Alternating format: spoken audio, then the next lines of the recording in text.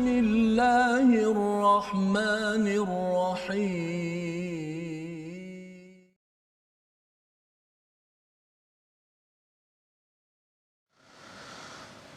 أعوذ بالله من الشيطان الرجيم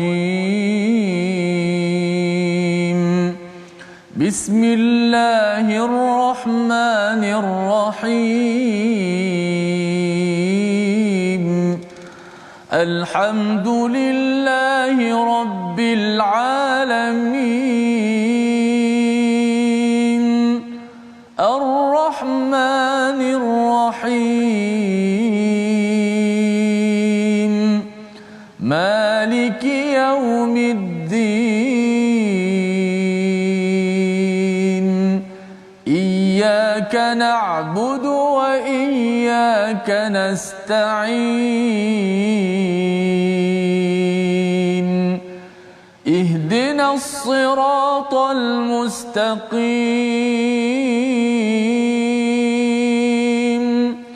صراط الذين أنعمت عليهم غير المغضوب عليهم ولا الضالين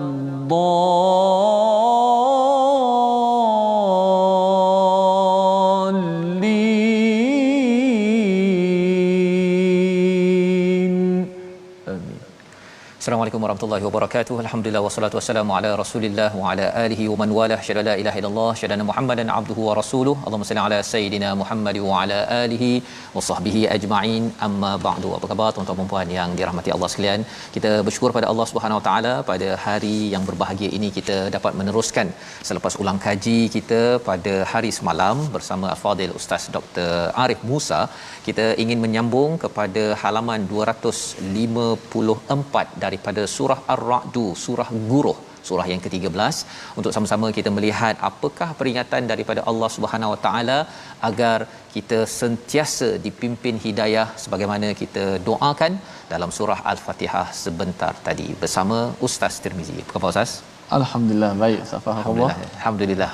Ya, kita memulakan hari ini ada di kalangan sahabat kita yang sudah pun memulakan persekolahan bersama anak-anak ya, PDPR ya, perlu menguruskan tapi dapat juga ya bersama pada hari yang berbahagia ini. Jadi alhamdulillah kita panjatkan kesyukuran pada Allah Subhanahu taala. Kita doa dengan doa ringkas kita, subhanakala ilmalana illa ma 'allamtana innaka antal alimul hakim rabbi zidni ilma.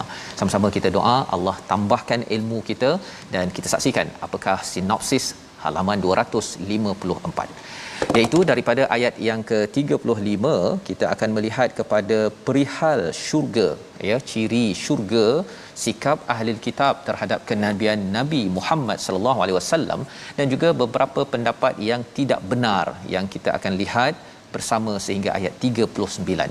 Kemudian pada ayat 40 kita akan melihat tugas Rasul sebagai kesimpulan surah ini adalah menyampaikan syariat Allah yang menjadi saksi untuk kerasulan Nabi sallallahu alaihi wasallam yang melakukan hisab dan memberi keputusan antara para hamba serta menggagalkan makar ataupun perancangan jahat orang-orang yang kufur kepada Allah Subhanahu wa taala. Inilah peringatan daripada Allah di hujung surah Ar-Ra'du yang turun di Mekah zaman Makkiyah, memberi semangat kepada Nabi Muhammad sallallahu alaihi wasallam, juga memberi semangat kepada kita agar terus beriman dan memperjuangkan iman bersama Al-Quran dan memperjuangkan Al-Quran. Kita baca dahulu daripada ayat 35 hingga 38. Silakan Ustaz. Baik, alhamdulillah. Terima kasih Fadil Ustaz Tuan Fazrul, penonton sahabat-sahabat Al-Quran yang terus setia dalam My Quran Time baca faham amal. Kita terus sebarkan penonton di Facebook, boleh tekan butang share di bawah itu. Sama-sama kita sebarkan Al-Quran kepada sahabat-sahabat kita di luar sana mungkin sedang mencari-cari nak tengok apa tengah hari ini sebelum nak masuk waktu zuhur ini. Mudah-mudahan mereka dapat tengok My Quran Time, rancangan-rancangan yang memberikan faedah kepada kita semua. Tadi Ustaz Fadil sebutlah sinopsis tadi macam mana kita semua ini memang perlu merancang dalam kehidupan kita, tetapi rancanglah perkara yang mengundang kebaikan dan mudah-mudahan natijahnya kita mendapat kebaikan. Jangan rancang kita buat jahat, sesuatu konspirasi. Kita belajar surah Yusuf kerana akibatnya jelas, hakikatnya sebagaimana cerita surah Yusuf yang kita dah belajar sebelum ni. Akhir surah Ar-Ra'd, sama-sama kita baca daripada ayat 35 hingga 38 insya-Allah.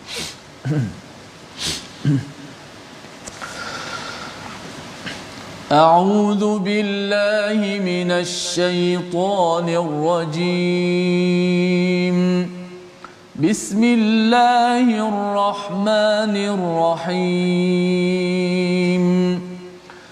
مثل الجنة التي وعد المتقون تجري من تحتها الأنهار أكلها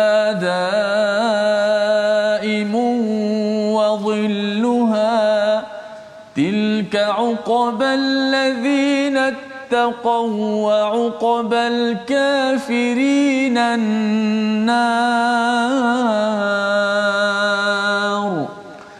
والذين آتيناهم الكتاب يفرحون بما أنزل إليك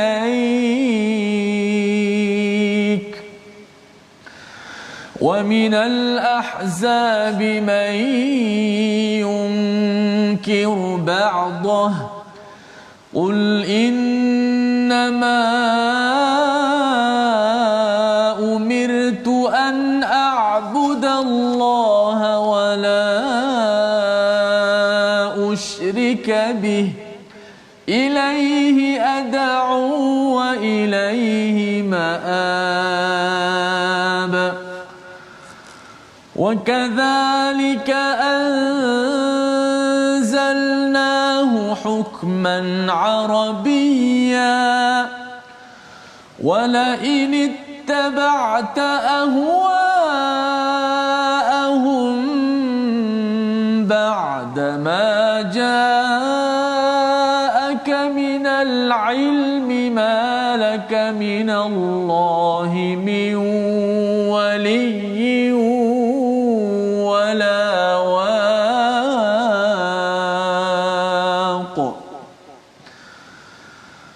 ولقد أرسلنا رسلا من قبلك وجعلنا لهم أزواجا وذرية وما كان لرسول أن يأتي بآية إلا بإذن الله لكل أجل كتاب لكل أجل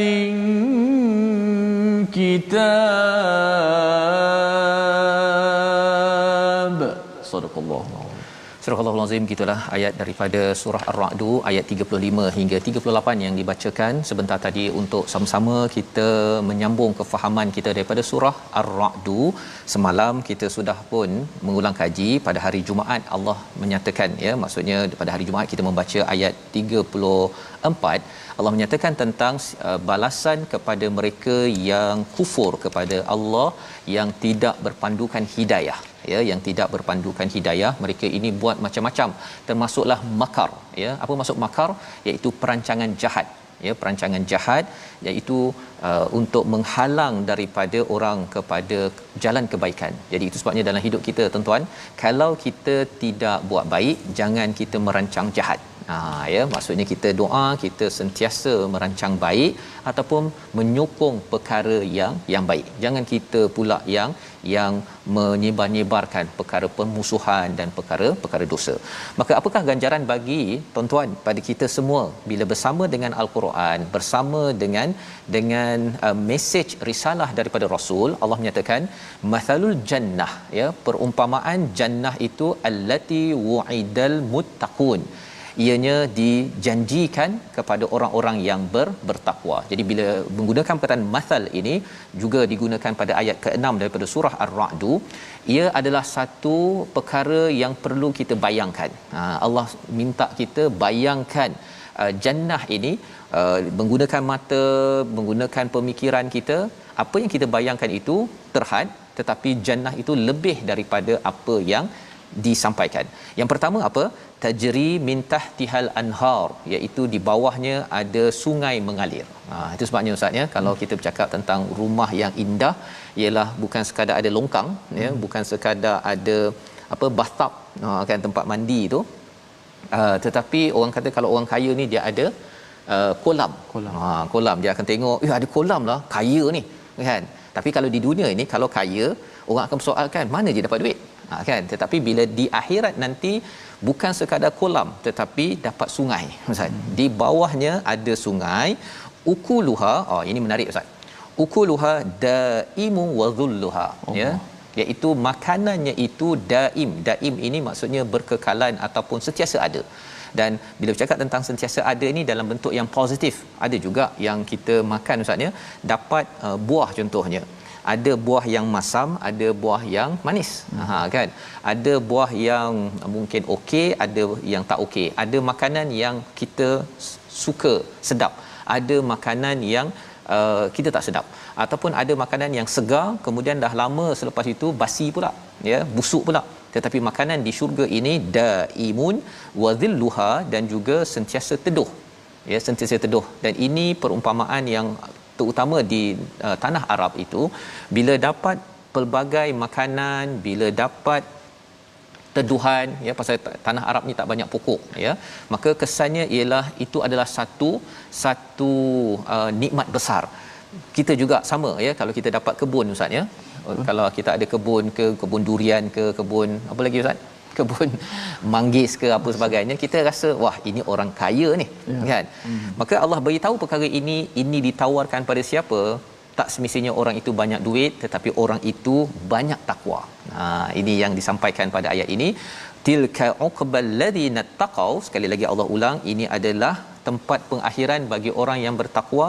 Wa uqbal kafirin nar, ya, bagi orang yang kafir neraka. Pendek saja Allah ceritakan, pasal tak payah cerita panjang-panjang ya, pasal nikmat ini panjang sikit agar kita bersemangat untuk memperjuangkan takwa dalam kehidupan kita seharian. Pada ayat yang ke-36 ya, Allah memberitahu tentang realiti orang yang diberikan kitab. Siapa? Di kalangan orang Yahudi, orang Nasrani. Perangai mereka, apakah respon mereka? Yafrahuna bima unzila ilaik. Mereka amat bergembira dengan apa yang diturunkan kepadamu, iaitu apa? Al-Quran. Tetapi sebahagian daripada mereka, wa minal ahzabi man yunkiru ba'dah, sebahagian daripada mereka dia engkar sebahagiannya. Dia bukan tak suka semua Al-Quran, dia engkar sebahagiannya sahaja, terutama bab risalah. Ya, bab risalah. Pasal mereka ni ustaz ya, kalau mereka tunggu-tunggu, orang Yahudi dan Nasrani ni dia tunggu-tunggu kalau orang Bani Israel ataupun Yahudi jadi rasul, mereka sukalah. Kan, tapi pasal Nabi Muhammad ini bukan daripada Bani Israel, mereka susah sikit nak menerima risalah. Percaya pada Allah, percaya pada Quran tu dia percaya sebahagiannya ya, sebahagian lagi tak percaya pasal ia datang diturunkan kepada nabi yang bukan daripada geng mereka. Pasal saya tak suka dia, saya akan ketuk dia. Tapi kalau saya suka sangat pada dia, saya akan puji lambung dia. Perkara ini yang kita nak belajar ustaz ya, zaman sekarang ini. Kalau kita bertemu dengan orang yang membawa kebenaran, kita suka kebenarannya, bukan dengan orangnya. Pasal kalau kita taksub dengan orangnya, maka jadilah seperti orang Yahudi Nasrani, dia taksub sangat pada Nabi Isa. Nabi Isa baik tu kan, buat baik. Masalahnya ialah dia taksub pada Nabi Isa sampai dia angkat menjadi Tuhan ya, sehingga menidakkan kebenaran yang datang bersama dengan Nabi Muhammad sallallahu alaihi wasallam. Ini pelajaran penting ustaz ya, yang kita tidak mahu berulang lagi. Sepanjang sejarah Allah dah beritahu dah jelas pada halaman 254 ini, jangan terjatuh ke dalam lembah ketaksuban dalam kehidupan. Quran Islam amat tinggi, bawahnya itu ada manusia yang membawanya. Manusia ini tertakluk kepada kesilapan dan juga kebenaran. Tetapi jangan sampai kita pegang orang samakan dengan Islam dan Quran. Itu yang menyebabkan berlakunya Yahudi jadinya Nasrani dalam sejarah. Kata Allah, qul innama umirtu an a'budallah. Jelas ustaz ya. Katakanlah aku diperintahkan ya untuk beribadah hanya kepada Allah, bukan menghambakan diri kepada selebriti, bukannya untuk saya menghambakan diri kepada orang-orang tertentu. Wala usyriku bih, wala usyrika bih, iaitu aku tidak akan syirikkan. Ini mesej yang jelas, ilaihi ad'u wa ilaihi ma'ab, iaitu kepadanya aku menyeru semua manusia. Saya nak ajak tuan-tuan semua kita ustaz ya, bukan mengajak pada Fazrul ke ya, bukan mengajak pada Ustaz Tirmizi, tapi kita nak mengajak kepada ilaihi, kepadanya sahaja, dan kepadanya lah kita nak balik kampung. Kan, kepada Allah sahaja yang kita nak jumpa, nak kembali, yang kita rindu ya. Kerana apa? Kerana Allah lah yang menolong kita, dan kita tidak akan berikan ya ketaatan kita ataupun ibadah kita kepada selain daripada Allah Subhanahu Wa Taala. Ini adalah ayat 36. Ayat 37 menjelaskan tentang Quran yang kita baca. Ya, bagaimana kita boleh menjaga ketauhidan kita ya, tidak mudah taksub ya. Ini adalah disampaikan pada ayat 37. Kita baca sekali lagi bersama Ustaz Tirmizi. Baik, betul menarik sekali apa Ustaz Fah sebut tentang pertama sekali kita letak agama atas sekali, ke bawah tu ada pendakwah, ada manusia yang bermacam-macam kan. Jangan kita jadi macam orang Yahudi. Mereka nak arah agama ikut tunjuk sendiri je, nak nabi ikut tunjuk sendiri ikut, tapi tak ikut pun, masya-Allah. Baik, kita baca ayat 37. A'udzubillahi minasyaitonir rajim. Wa kadzalika anzalnahu hukman arabiyya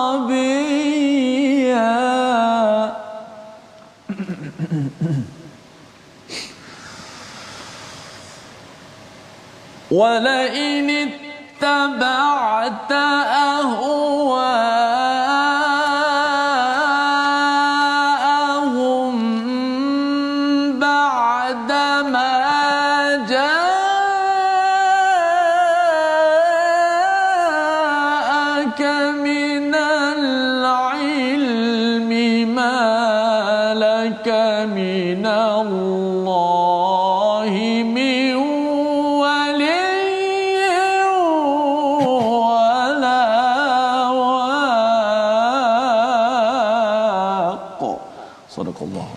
Dan demikianlah kami telah menurunkannya Al-Quran sebagai peraturan yang benar dalam bahasa Arab. Sekiranya engkau menurut kemahuan mereka setelah datang pengetahuan kepadamu, maka tidak ada yang melindungi dan yang menolong engkau daripada siksaan Allah Subhanahu Wa Taala.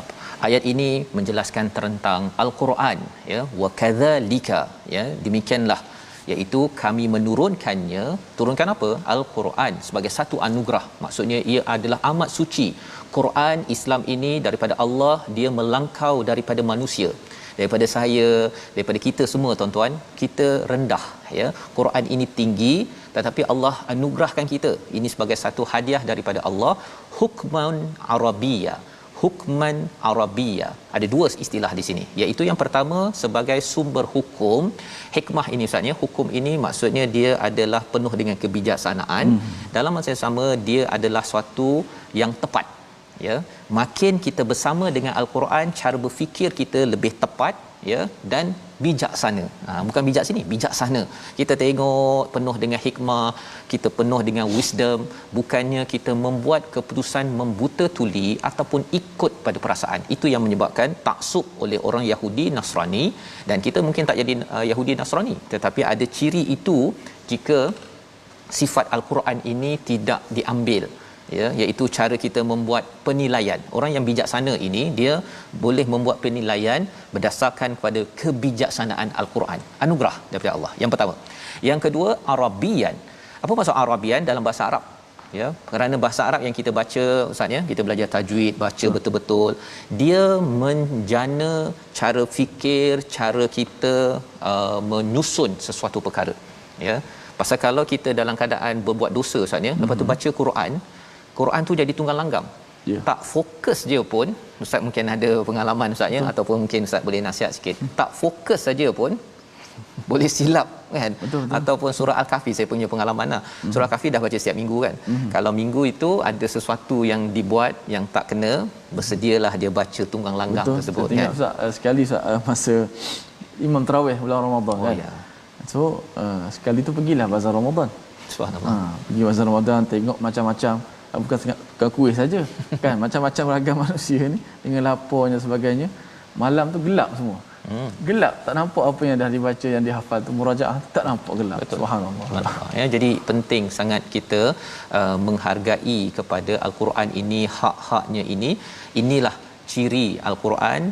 Dan kalau kita ikut pada hawa nafsu, ikut hawa nafsu tu apa? Maksudnya tidak bijaksana, tidak berasaskan kepada bahasa Arab Al-Quran, tidak jaga makhrajnya, tidak jaga hak-hak Al-Quran itu sendiri.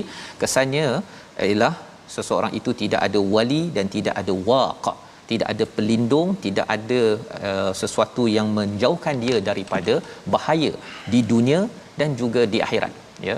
Asasnya apa? Lawan kepada hawa nafsu ini adalah ilmu. Bila kita ada ilmu, bila ada masalah, ada kita kata nak sokong A ke nak sokong B, kita tahu saya nak sokong Quran. Kan Quran ini ada kebenaran. Kalau A ada kebenaran saya sokong, kalau B ada kebenaran, C ada kebenaran, saya akan sokong. Bukannya mengikut perasaan, taksub. Itulah yang berlaku kepada orang Yahudi, Nasrani. Awalnya mereka ini mendapat hidayah, tetapi kerana mereka tidak jaga perasaan mereka, tidak berteraskan kepada ilmu daripada wahyu Allah Subhanahu Wa Taala, membawa kepada perkataan pilihan kita. Sama-sama kita saksikan, iaitu perkataan kita mathala, iaitu misal ataupun perumpamaan, 169 kali disebut di dalam Al-Quran. Jadi ini adalah perkataan yang kita baca di awal ayat 35 sebentar tadi. Allah suruh kita bayangkan keindahan di syurga itu dengan teduhnya, dengan nyamannya, dengan makanan yang sedap-sedap, tidak akan basi ataupun menyakitkan, sakit perut dan sebagainya. Allah suruh kita bayangkan kerana kalau kita sedang dalam kepayahan sekarang tuan-tuan, dalam kepayahan ekonomi yang ada sekarang, pelbagai cabaran yang ada, jangan lupa bahawa kita kepayahan ini sementara sahaja, tetapi teruskan bertakwa. Ya, jangan kita pasal alang-alang dah susah, baik saya give up, bukan. Kita akan membina takwa kita, dan salah satunya ialah dengan kita menghargai Al-Quran ini sendiri. Jadi kita berehat sebentar, kita kembali dalam My Quran Time, baca faham amal insya-Allah.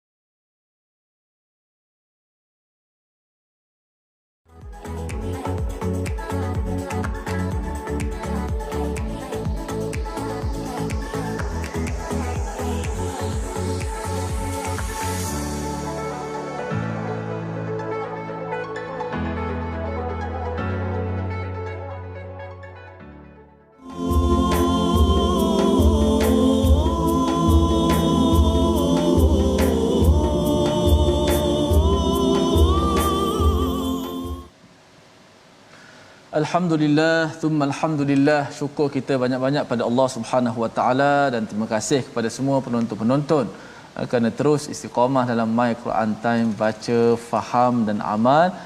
Saya sempat Safas melihat tadi komen-komen di Facebook, antaranya Nur Syarin Mansur. Masya-Allah, itulah yang sangat istimewa jika dibuat siaran secara live, kerana sangat terkesan pada isu-isu semasa. Alhamdulillah. Dan juga lepas tu tazkirah Asiah Hussein, jauhi taksub, dan Al-Quran, dan juga daripada sahabat-sahabat lain Al-Quran, As-Sunnah, kita kembali kepada Al-Quran Sunnah. Apa jua pentelikahan berlaku, kita kembali kepada Allah dan Rasul, Al-Quran dan Sunnah Nabi Muhammad sallallahu alaihi wasallam. Mudah-mudahan kita menjadi orang-orang sentiasa sabar, sentiasa bertabayun. Kata Ustaz Said Nursyad, jangan tibayun, tabayun. Kita tabayun dahulu dan kita diam itu lebih baiklah daripada kalau kita bercakap yang boleh menimbulkan lagi fitnah ataupun kesan yang buruk. Alhamdulillah, hari ini sebelum kita kembali kepada ayat-ayat kita nak belajar ayat-ayat Al-Quran, kita nak ambil sedikit tajwid pada hari ini, iaitu kita nak ulang kaji ataupun kita nak sambung bab mad munfasil. Hukum al-mad al-munfasil. Kita dah belajar mad muttasil. Hari ini kita nak belajar hukum al-mad al-jaiz al-munfasil. Mad munfasil, boleh sebut mad munfasil pun tak apa. Bagaimanakah mad munfasil terjadi? Ia terjadi apabila huruf mad, bila sebut huruf mad tu alif waw ya lah, mad tabi'i tu alif waw ya, ada alif sama ada alif, waw dan ya bertemu dengan hamzah. Bertemu dengan hamzah. Bezanya dengan mad muttasil, mad wajib dalam satu kalimah. Adapun mad munfasil, huruf mad bertemu dengan hamzah dalam dua kalimah. Dalam dua kalimah, iaitu perkataan pertama itu huruf mad sama ada alif waw ya berada di hujung perkataan yang pertama, kemudian awal perkataan kedua itu adalah huruf hamzah. Iaitu ketika bacaan wasal, dia berlaku ketika bacaan sambung pada mad munfasil. Hukumnya dibaca dengan 4 ataupun 5 harakat mengikut riwayat kita lah Imam Hafs an Asim daripada jalan ataupun tariq Asy-Syatibiyah. Kita baca 4 ataupun 5 harakat. Dan dinamakan mad jaiz munfasil. Juga dinamakan mad jaiz. Jaiz tu kenapa disebut jaiz? Kerana harus dibaca dengan lebih daripada 2 harakat mak asli ataupun mak tabi'i.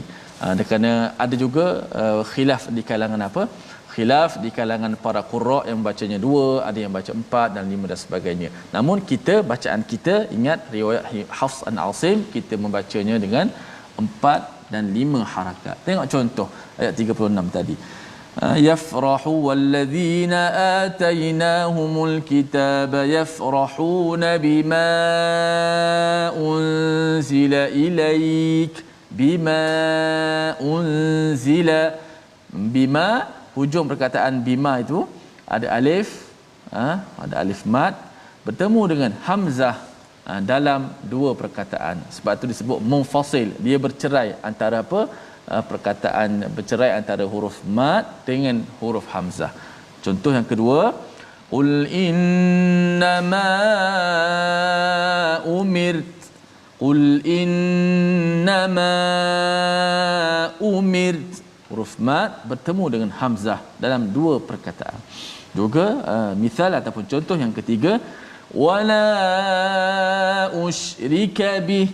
Wala la, ada alif di situ dan selepas itu bertemu dengan huruf hamzah dalam 2 perkataan, disebut sebagai mad jaiz munfasil. Sebab tu diletak tanda apa, tanda mad di atas huruf mad tersebut, menandakan isyaratnya bacaan itu dibaca dengan panjang, bahkan lebih daripada 2 harakat. Baik, sedikit banyak Ustaz.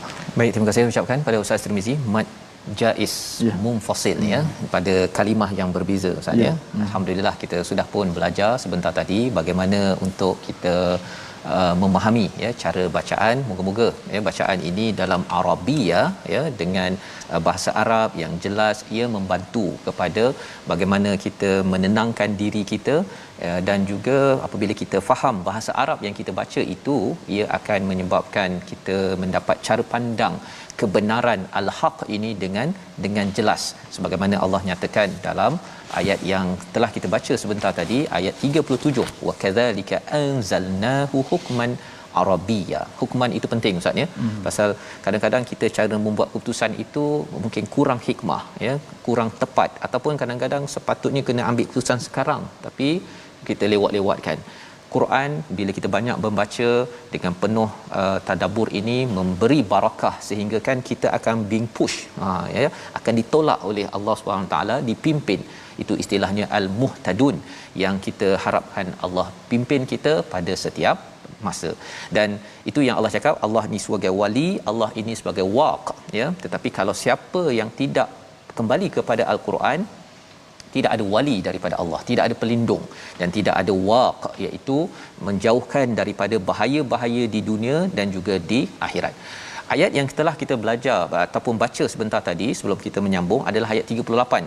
Walaqad arsalna, sesungguhnya kami telah mengutuskan beberapa rasul sebelum engkau, kami berikan pada mereka isteri dan zuriat keturunan. Tidak ada hak bagi seorang rasul mendatangkan suatu bukti mukjizat melainkan dengan izin Allah. Setiap masa ada kitab ketentuan daripada Allah. Apakah mesej penting yang menarik ayat ini Ustaz ya? Satu lapis Allah cakap nabi rasul ini manusia biasa. Nah, dia adalah dia punya kehidupan berkeluarga dengan zuriat satu.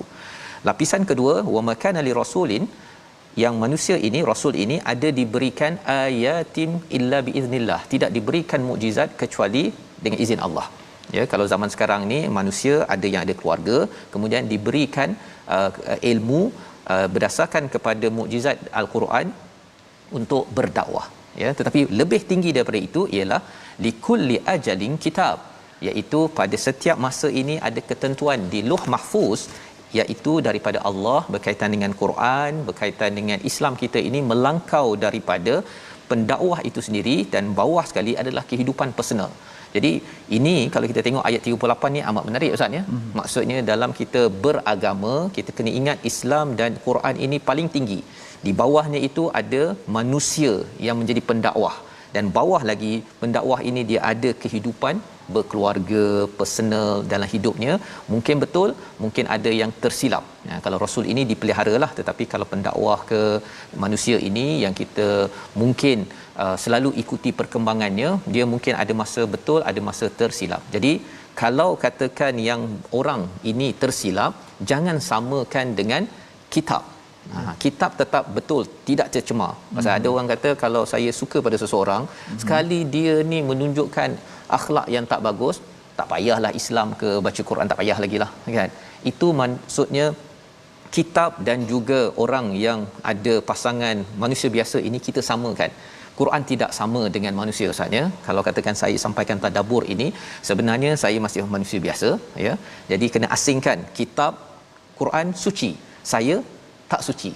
Jadi dengan itu mudah tuan-tuan mengasingkan perkara tersebut.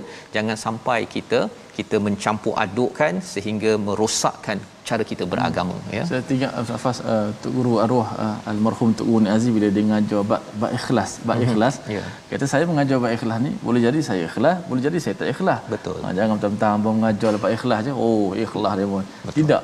Tapi kita tidaklah suuzon kata dia tak ikhlas, jangan macam tu. Betul. Cuma itulah manusia. Ya. Itu sebabnya bila kita letakkan ayat 38 itu, 3 tahap itu menyebabkan apa? Pendakwah Ustaz ya. Cara dia bercakap pun tak adalah cakap saya ni lebih suci daripada awak. Contohnya kan. Tak adalah marah-marah kan. Tuan-tuan ni tak faham surah Ar-Ra'd, nak masuk neraka ke? Tak ada je cakap begitu. Pasal apa? Pasal saya pun di bawah Al-Quran ini. Maksudnya ialah apa? Saya pun sebenarnya tuan-tuan tengah belajar bersama. Cuma hari ini boleh cakap sikit, Allah izinkan, dapatlah tuan-tuan mendengar, tapi tertakluk kepada kesilapan yang kita doakan Allah pimpin, iaitu Allah ni wali dan Allah menjauhkan kita daripada kerosakan waq pada ayat 37. Kita sambung pada ayat 39 hingga hujung surah Ar-Ra'd. Silakan Ustaz. Ada sambung Ustaz. Sambung. Okey. Sambung ayat 39 sehingga terus akhir surah Ar-Ra'd sampai muka surat yang ke-25, satu ayat, iaitu ayat terakhir 43 dalam surah Ar-Ra'd. Kita baca lagu nahwu insya-Allah. أعوذ بالله من الشيطان الرجيم يمحو الله ما يشاء ويثبت وعنده أم الكتاب وإما نرينك بعض الذي نعدهم أو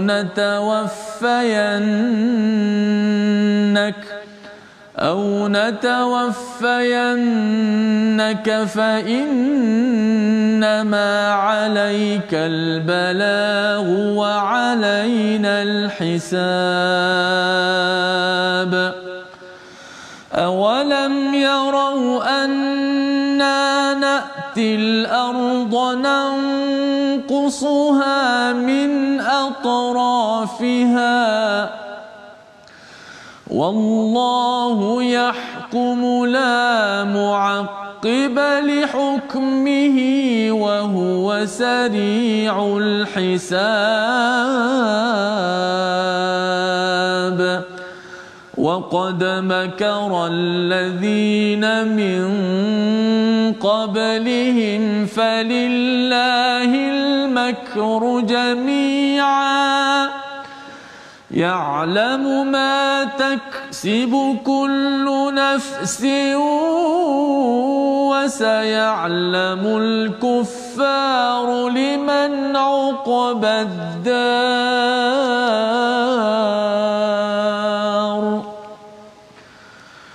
ويقول الذين كفروا لست مرسلا قل كفى بالله شهيدا بيني وبينكم ومن عنده علم الكتاب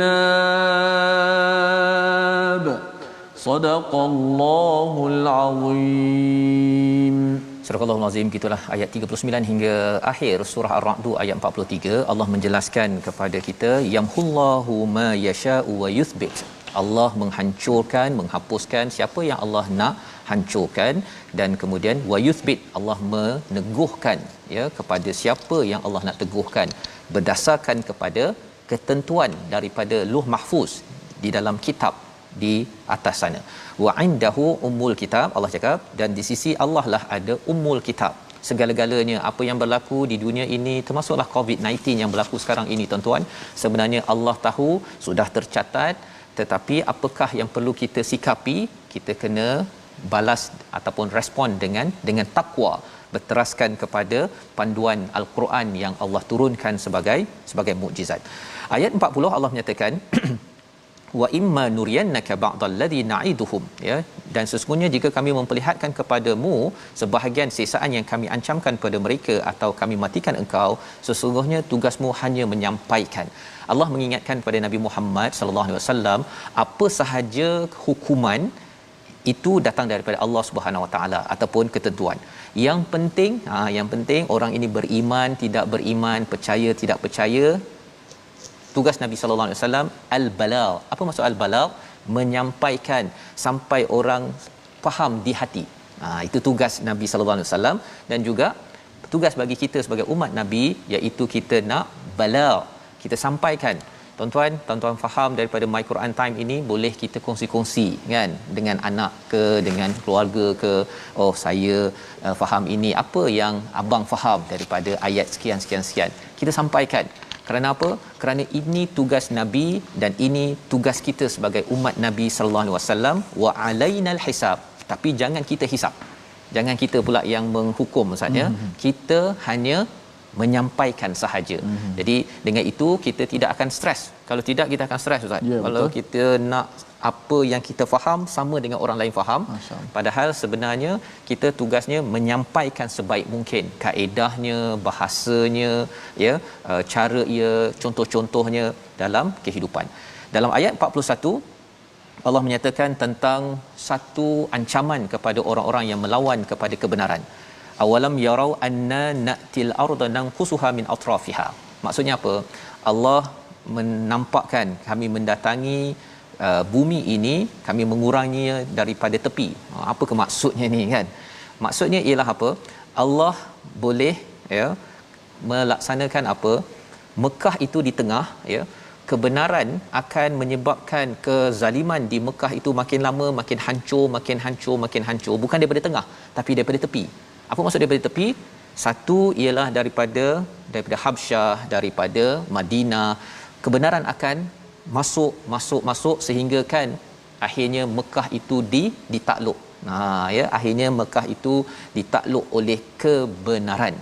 Dan Allah menyatakan wallahu yahkumu la mu'aqqiba li hukmi.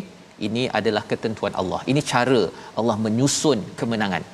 Di mana ada orang-orang yang bersama dengan kebenaran ini yang akan meruntuhkan kezaliman Ustaz ya. Jadi bila surah ini turun di Mekah, ia memberi pujukan kepada Nabi, memberi pujukan, jangan cepat-cepat, jangan menghukum orang, teruskan menyampai, keep it up tuan-tuan sekalian, kongsi, share tentang Quran, dan kalau ada orang tak ikut, kita doakan, jangan kita menghukum, jangan rancang untuk perkara yang tidak baik sebagaimana ayat 42, kerana merancang perkara tidak baik Allah tahu ya. Allah kata apa?